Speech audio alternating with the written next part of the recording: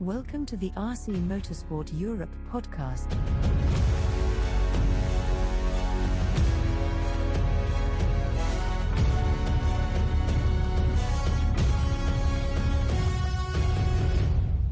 Right, let's get into large scale now, AGM time, and we're very happy to be joined by Section Chairman Ian Oddie, who's going to talk us through the agenda and try and explain a few of the bits that I may have missed.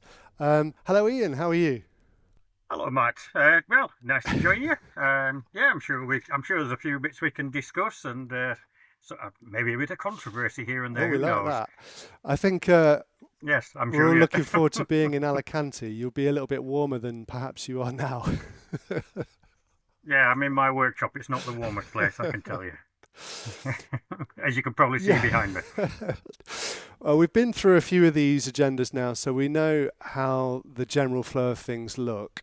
First thing I wanted to say is you have 5 proposed GP venues for on-road, which is phenomenal, isn't it? Yes. That's huge. That's really good. I mean, we are one of the last sections that still run a GP series. We have, a series of 3 and best 2 to count. And to have 5 applications is fantastic. Yeah. As simple as that. I mean, bear in mind, within large scale, when there's a World Championships on, which there is next year in Lostello, the GP series becomes the Euros. Got you. So next year will be quite hotly contested, I expect. And whichever 3 get chosen at the AGM will be very well supported, I would think. Why do you think it is that GP series have always been sought after and they're a great thing? They have struggled in other classes, but why have they been such a success story in large scale? What is it about large scale that loves a GP? I think it's numerous things. Some countries, large scale isn't very popular as a national series. So people with a large scale car, a touring car, if they don't do the GP series on the Euros and bits and pieces, there are other series. We don't need to mention names. Yep. If they don't do all the races travelling around Europe a little bit, they're not really using the car too much. There's certain countries, it's amazing, really. It's like Italy is really popular for large scale on road, but if we talk about off road, absolutely zero. Yeah. There's no real logic around Europe. Some countries are really good for on road, some are really good for off road. People do generally support the GPs very well. Yeah, and there's just one applicant, I guess, for the off-road. So I guess, is that a foregone conclusion that will be in Spain? Will that happen? We've actually probably got 2 others as well. It's quite likely we will have 3 GPs in off-road as well. Great.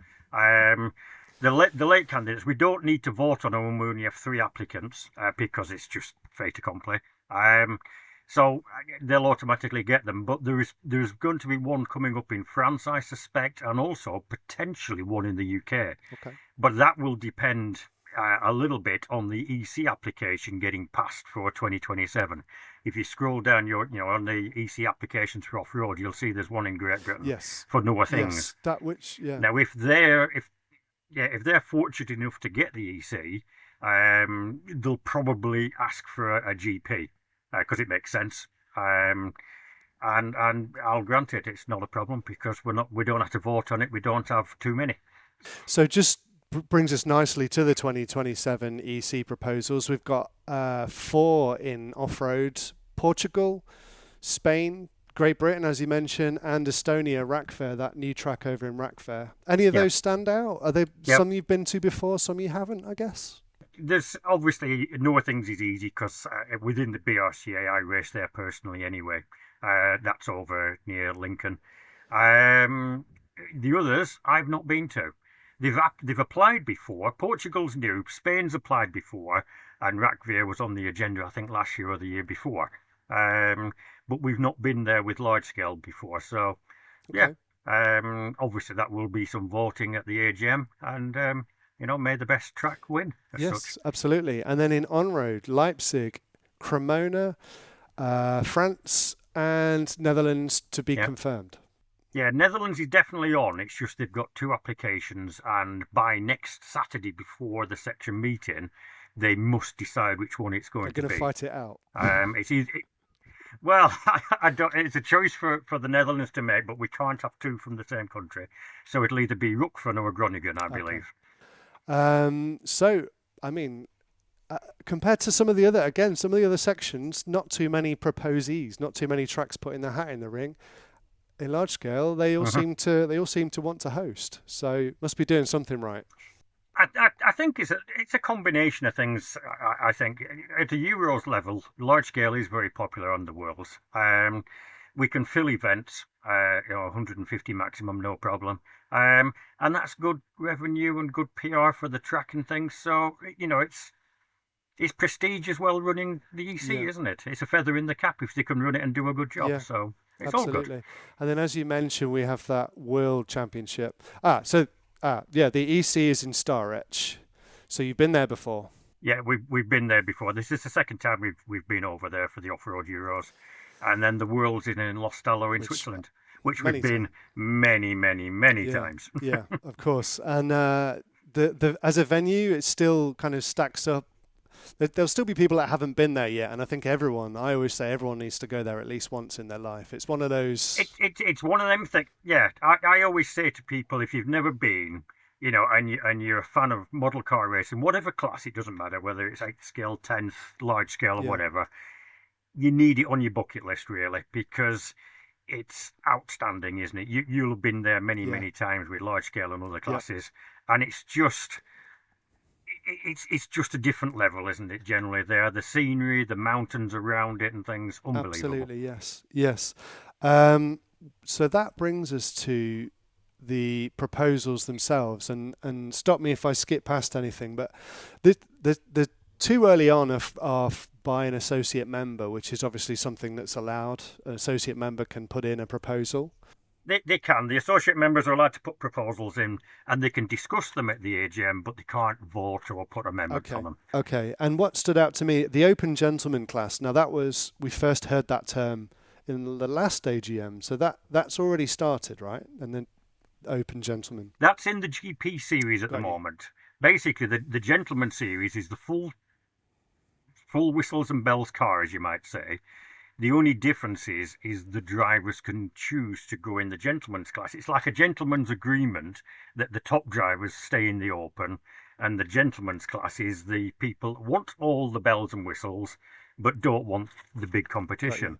For me, I think it's a questionable class, really, because we're just splitting the open. Hypothetically, this is just my opinion, talking off the top of my head. If we had 80 drivers in the open class and we allowed the gentleman class in the EC, we'll just have 14 gentlemen and 40 in the open. So it doesn't actually bring anything new in. But it's a class that the drivers like and things. For me, when I'm racing, whenever I've raced over the years, because I do race a bit, I would always go for the open, even if I can't do well in it. It's like that's the goal, isn't it? Yeah. To race in a class that's sort of the top drivers aren't racing in. If I won it, in my head, what have I won? Just my thought. Maybe people have different thoughts. That's just me and my racing mentality. Yep, makes sense.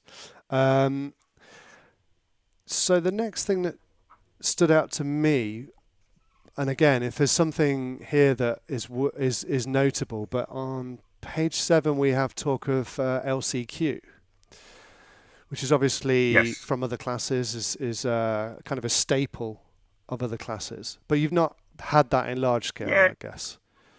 No, we've never had it. If as we get through them, you'll see that we had Super Pole reintroduced last year.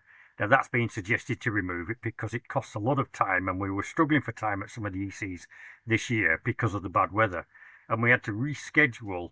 Both ECs, we ended up rescheduling quite a lot through the qualifying and finals to fit it in. There is a proposal to remove that because we were running out of time in the time schedules, especially when we had to shuffle things for the rain. Yes. So the last chance qualifier is going to create equal amounts of problems or more, because that's another 4 finals, 15 minutes apiece, which is the proposal. So it's more than an hour's worth on the finals day just to run the last chance qualifying on the ECs. So whilst I'm not against last chance qualifying, I think it's quite interesting and novel. With the classes that we run, it's going to make the time schedule very difficult. Yeah, absolutely. And you talk about time schedule, and maybe I've read this wrong, but on page 8, it looks like we have a proposal for 30-minute semi-finals. Yes, there's two proposals actually for increasing the semi-finals back to 30 minutes, which it used to be a few years ago. Mm-hmm. And people said, well, 30 minutes is a waste of... This is the argument a few years ago. 30 minutes was a waste of time because it ends up just being a paced final because people are scared of running out of fuel. Mm. But then this argument, which comes from Tomislav, Mr. Grigic, he's put in that 30 minutes proves that the final will be a real race and people aren't just going to be saving fuel to make it. So there's two sides to every argument. I can see both sides. To be fair, yeah, this will probably get in, I expect. Okay. Which is fine. I agree. I actually agree with it. So the main final will be the same length as the semi-final? Yes, basically. His argument is, and it's a reasonable argument, that if you've done a 30-minute semi-final, you've had to race. That means the A final, the main final, is going to be a real race, not just people falling out with fuel economy at 27 or 28 minutes, which then defeats the whole, just ruins the final, really. So I can see the argument. You use the semi-final to find out who can make 30 minutes, essentially. Well, you won't get out the semi-final and make the main final if you can't do 30 minutes. Yeah. So it automatically weeds out the people that are not going to make a good final. Yeah. So I can see both sides of it. Yeah. Now that one you just scroll past is a Formula One run. There's not that many people do Formula One, but that's to actually reduce the semi-final time to 20 minutes. Okay. His argument is that the semi-final in Formula One should be less than the A final. So that's absolutely the opposite of the touring car proposal. It needs seconding, it needs discussing and things. I can, as I said, I can see both sides of the argument on those two. The next thing I had was on page 10. However, there might be things that you know about on the way to page 10. This is page 9. This is the one to get rid of the Super Pole and put 2 direct qualifiers in, right? Which is actually what we did in Luxembourg this year because of the weather changing and things like that. Yeah. So that's for me. That's fine. Okay. Not that it's my decision. I'm only steering the AGM, aren't I? Of course, yeah. I don't get a vote, but they're just my opinion. Yes, you get a vote if there's a tie break. Is that right, or is that just with? Yes. Okay. The chairman gets the casting vote if it's a tied vote, and that did happen a few times last year. But normally it doesn't. To be fair. Yes. This one interested me. Is it this one? There's one that suggested people have been using multiple cheating radio headsets. Yes, multiples, or the second headset not in the pit lane, actually the other side of the track, giving driver coaching for racing lines and things. Wow. Which is strictly against the rules. Yeah. And we caught them doing it, but the problem was we didn't have a penalty that we could give them. We could just tell them off and say, you're not allowed to do that. Yeah. And then the next round, some other people were doing it. And it happened in both Fairing in the off-road and also Luxembourg last year at the on-road. So we need a penalty, and then it may make them think twice. Yeah, I mean, it has to be something like that because it's not an easy one. I mean, it just has to be spotted by the ref or another official that, hang on a minute, there's something going, you wouldn't necessarily know, would you? In principle, the EFRA official, race directors and referees have got better things to do than look for people with headsets in the wrong place. Yeah. But unfortunately, it was happening. Yeah. So we need a penalty. Yeah. Simple as that. Of course, yeah. So beyond that, numbers of drivers. Yeah, it's a proposal to. At the moment, we allow 12 car heats for qualifying, but this is a proposal that we could allow 12 car finals. I think it's off road anyway. Is this one? This is yes. Yeah. Yeah. And touring cars if they wanted and things. So yeah, it's a bit of a general thing. Yeah, we can have 12 car finals. Can see both sides. More work for the referees to do. Sometimes they complain as it is. Yeah. Can't keep everybody happy, can we? Nothing in here spoke to me up until page 20, but then I'm not as obviously not as close to. Yeah, that's just a clarification. That doesn't matter. Yeah. No, it doesn't matter. What have you got next? Engine or fuel? Keep scrolling. I can't. Oh, hang on. Just go back. Yeah, that's just a little bit on stop switches are allowed to be changed without an engine penalty. Obvious, just safety. It's nothing that'll just pass. Yeah. Common sense, that one. Yeah. Just cleaning things up with a lot of it. Yes. Yeah. Indeed. Single cylinder. This one's slightly controversial. This'll be a heated debate. Coming from Ernesto, he races in the sport class, which is the standard engine class, which is actually a good class. I think it's great. It's a budget class, so you don't need the £1 million engine. Maybe a slight exaggeration, but people know what I'm saying. Yeah. And he doesn't want electric starters to be used. A lot of people use them because it's easier than pulling the string on the engine. But the controversial one, and the one that's going to get the most debate, is he wants to ban titanium tube pipes in the sport class. Right. That's going to be a debate, is that, because when you've got a lot of people already using them, it's difficult to ban them and tell them they need to get rid of the titanium pipe and buy a steel pipe instead, or aluminium. Yeah. Especially if you've invested in that, and then it's actually cost you more if that's what you've got. The titanium pipe is twice the price of a steel pipe, give or take a little bit. Right. And the suggestion is you're going to have to get rid of that one and buy the cheaper steel pipe. Yeah. It doesn't always go down well, doesn't changing. I can see the argument, the logic is there. Absolutely agree with that. It's a budget class, makes sense. Is there get that over the line? Is there a big performance advantage from titanium? Is it noticeable? Slightly. Obviously, I do quite a lot of engine tuning and bits and pieces. Yeah. And if you do a back-to-back with steel to titanium, you get a sharper power band with the titanium pipe because it's a more of a hard material. Right. If you wanted a nice round power band, aluminium's the best for smoothing things out. Like for off-road, aluminium's really good. And then steel's a little bit sharper and titanium sharper again. Got you. But they cost twice as much. They're more prone to cracking, etc., etc. But in the sport class, it's meant to be the budget engine and bits and pieces. So I can see the argument. Yeah, it's reasonable. But I think it will be a debate at the AGM. We started to see talk about tyres, and I saw the word or the term at some stage around here about control tyres. Yes. Are we building up to that happening? Maybe, but it's difficult in large scale. This one is about controlling it in the sport class. If I remember rightly, it's allowed the stock class. We call it the stock class. It's really the sport class. And he wants to limit the amount of sets that you can use, and it's dependent on the number of runs. Absolutely fine. Again, it's a controlled cost class. I agree with that. That's no problem whatsoever. But implementing it when you've got 150 people at the event, granted not all sport class, say, just divided up, 50 sport class, when you're trying to get through heats, and as soon as you do the controlled tyres, you've then got to check every tyre on every car in all them heats that are in the sport class. Principally brilliant. Absolutely agree with it. Yeah. Putting it into practice at the event when it's full could be quite difficult for the officials and technical control. That's my only concern. Other than that, brilliant. There's a bit more. There's always two sides to a There's two sides to every story, isn't there?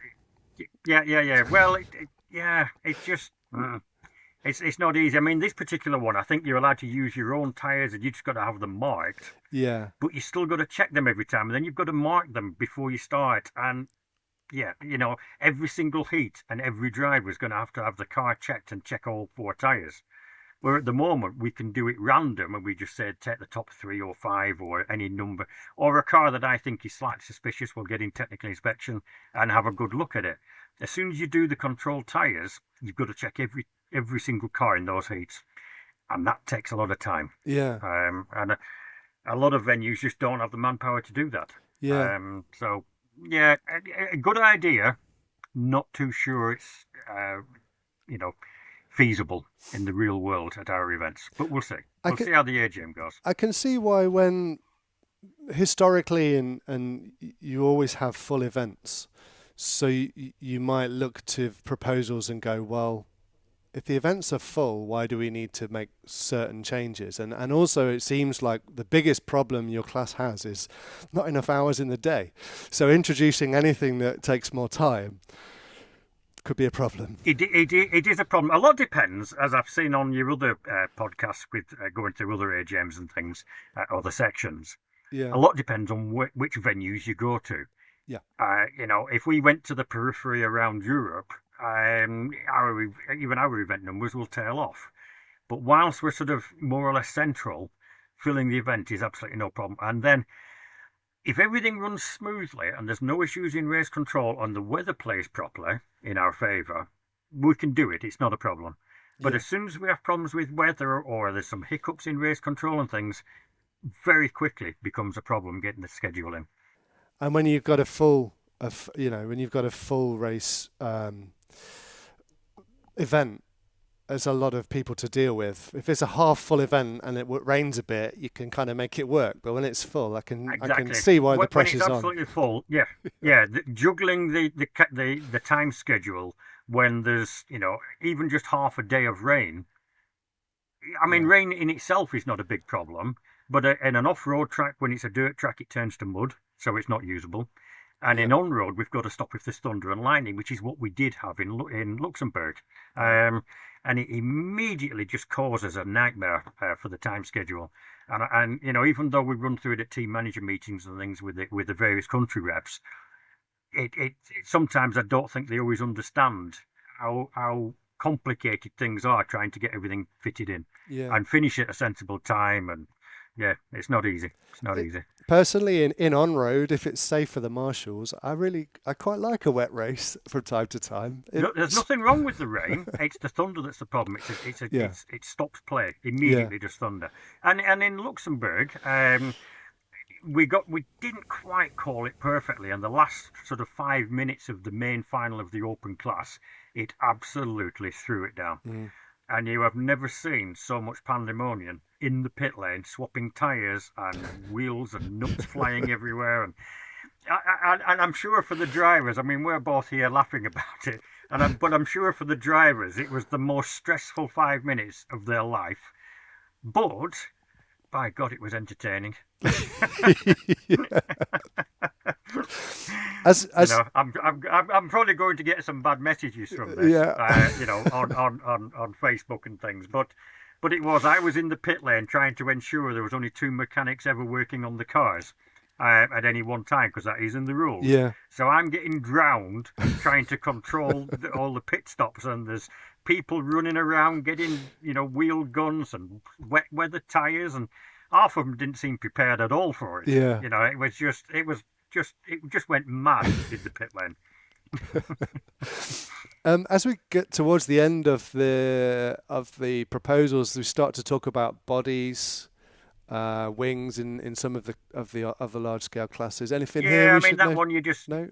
Yeah, there was one about paint work there. That doesn't matter. That'll just pass. That's common sense. Yeah. We get to there's wings coming up. I think there's 3 wing proposals. And I put one in, Raymond, which is Normac, Netherlands. Yep. He's got one in about not allowing GT wings on touring cars.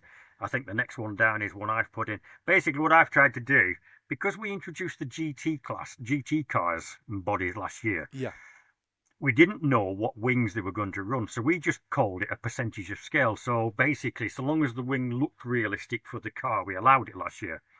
But now we've got them working, and the classes, that body shell actually worked and looked really, really good, to be fair. Yeah, absolutely. And I measured, it looked fantastic. There was no 2 ways about it. And whilst we were in Luxembourg, I was measuring up wings and what looked realistic. So what I've done, I've put a proposal in that just gives a maximum width, maximum chord on the wing, mustn't be over the roof line, mustn't hang over the back, and we'll just allow the same wing on all cars, full stop, dead simple. Because in the past, you might have been aware, I don't know, that we used to have a 60 by 60 box, which is the current rule, and you weren't allowed to see the wing from the front projection of the car as you look past the body. Mm-hmm. From a technical inspection point of view, that was a pain in the backside. And also, the wing width could be different between Alphas and BMWs and Audis and things like that. So you had different wings that would pass on some cars and not on others. Just a pain. Yeah. So this proposal that I put in is just maximum width, maximum quad, cannot hang over the back of the car and mustn't be over the roofline. After that, do what you want. Simple as that for every on-road car by Formula One, obviously. Got you. So I would like to think mine will pass and the others will probably withdraw, but we'll see. We'll sort that at the AGM. There's one from Switzerland there as well, but it's the same thing really.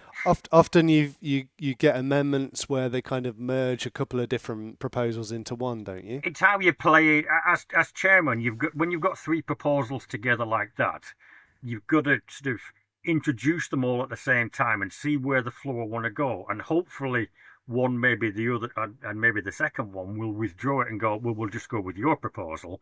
But if we end up with being two, we'll try and sort of cover them both at once and just do a vote on which one wins, really. Or if none win, we just stick with the rule we've currently got, of course, which isn't ideal. So one of them needs to get in. Yeah, it's fine. I mean, the one you're looking at there is just a clarification of foam bumpers. That, again, was because of the GT and the Porsche body. There were some questions about it. This one, BRTA, this is bumpers. Basically, make all the bumpers the same maximum width and minimum widths and things for the off-road cars. We're into the off-road section now. With the rules 5 point something onwards is all off-road. Yeah, which affects you in more ways because obviously I guess you're still intend to continue running the off-road yourself as a racer. Myself personally, yeah. I mean, I didn't race in the off-road this year in Fairing. Oh, right. I was the official there. Sometimes I race, sometimes I don't. It just depends how I feel. Yeah. Really, I should retire because I'm too old. But, I can still drive a car occasionally. You have to stop winning then. Well, yeah. Oh, yeah. Everybody says that. Anyway, this one's an interesting one. This is tyre control for off-road, predominantly. And it references 1/10 circuit, which is brand new tyres every run and things like that. So I think that will be an uphill struggle with that one because I know people in the off-road. Yeah, that in large scale, that's a lot of money. Yeah. And I know people in the off-road who actually just get cast-off tyres from the top drivers, and the top drivers have give up with them and just go, oh, you use them. And they'll run them for qualifying and finals and things like that, which makes it cheap. Yeah. So any of those drivers, if this rule came in, that would be the end of the Euros for them. I'd like to think this won't get in. Okay. But who knows? Yeah. Stranger things happen at AGMs. We've gone into body measurements for the off-road. Yeah, that's covering wheels on the short course. Right. That's fine. That's all simple stuff, is that? Yeah. This again is wings for off-road. It's just increasing widths for the chord of the wing for the end plates and things like that. That's all simple things, really. There's nothing controversial in any of that now. Okay. I think we're past the exciting things in the agenda now, really. Apparently, I'm standing again as chairman. Yeah. I like this. I was excited to see this last year. This is the LumiRank system, which I think is it's not a proposal, it's just a suggestion. And I was there for it coming up at the last AGM, and there wasn't enough information about it. It was like, oh, that's a nice idea, but is there any more info? I mean, in large scale, it was actually a proposal last year, and we discussed it at length. Yeah. Andreas from the DMC even had one as a demonstration with him. Yep. So we were handing it around the room and looking at it. We watched a video with it working. Basically, for people who are listening to this podcast, this system is a big number, basically, in your windscreen of your touring car, and it gives you your position in the race. So if you're not having good commentary from race control or something, you know every single lap you drive down the straight, you can see this big bright number in your window and you know where you are. Yeah. So actually it's quite an interesting system. It didn't pass last year. The problem is, as you know from top level racing and especially on-road touring cars, the weight of the body and things and high up weight and things is absolutely critical to the way it handled. And it wasn't an insignificant amount of weight that you were expected to put in the body. And people looked at it and thought, yes, it's an interesting system. They weren't against it, but it was just too heavy, too complicated. People weren't going to get their own, so they'd have to fit it in the body, the heat before and things. Yeah. It just wasn't really going to work. Yeah. So it was voted against, and now it came in again. Basically, SCS Marcus, he put it into the general meeting, but it specifically references large scale, so it was sort of thrown out of the general meeting back into large scale as a suggestion. But when it's in any other business, just as a suggestion, it's just a discussion, and we voted it out last year. So I think, unfortunately, we've probably spent longer talking about it here than we will at the AGM. Right. Unfortunately, that's how it is. Yeah. Well, but perhaps they're on a journey to making them lighter and making it. It's just early days for the technology, and maybe it will. Absolutely, yeah. From an interest level, and perhaps from a spectator point of view, it looks really good. And I've seen them racing. There's a series within Germany, RCS. It races in Germany, Netherlands, Luxembourg a little bit. And it's a reasonably popular series. Again, it's a bit like the sport class, controlled engines and things. And a lot of the time, they run this system in the windscreens. And it looks great. But if you were trying to do it at a Euros with 150 people and you had to take them out the cars after the heat and then put them in the next cars. Yeah. And then the weight and everything's absolutely, certainly for the top drivers, they're obsessed with the weight of the body and high up weight and things like that. Absolutely paranoid. And putting something in that's just interesting is going to be a tough sell, basically. Yeah. That's not easy. I think that completes the agenda. Yes. Any there's a few other things. Yeah. Anything else we should be aware of? There's a few other things that will come up. Yeah, there's a few things will come up in any other business. There's some IFMAR proposals that not been ratified or concluded yet, really for Luxembourg next year. Not Luxembourg, Lostallo, sorry, pardon me. And it's just really to bring IFMAR rules into line with EFRA, because since the last rules in IFMAR, we've changed the rules a lot in EFRA. And of course, IFMAR don't have to follow the rules in EFRA, but it makes sense when probably 90% of the drivers in Lostallo will be European drivers. Yeah. So, common sense. And most manufacturers build cars and things to the EFRA rules. And a lot of other countries around the world, Australia and places, Argentina, they all run to EFRA rules anyway. So, yeah, makes sense. Great. So, fantastic. Yeah. Well, thanks for taking some time out of your evening to talk us through the agenda. And we look forward to seeing you in Alicante, maybe over a gin and tonic and some ribs. You never know. When we were there at the board meeting, there's no ribs. It's a disaster. We need to go somewhere else. Yes. But anyway, that's a different subject than what we were really talking about. Exactly. Here. Yes. Sorry, we've veered off a little bit here. But a gin, yes, I'll have a gin with you, no problem. Good stuff. Wonderful. Well, thank you very much, Ian. Check out EFRA.ws for more info about RC motorsport in Europe.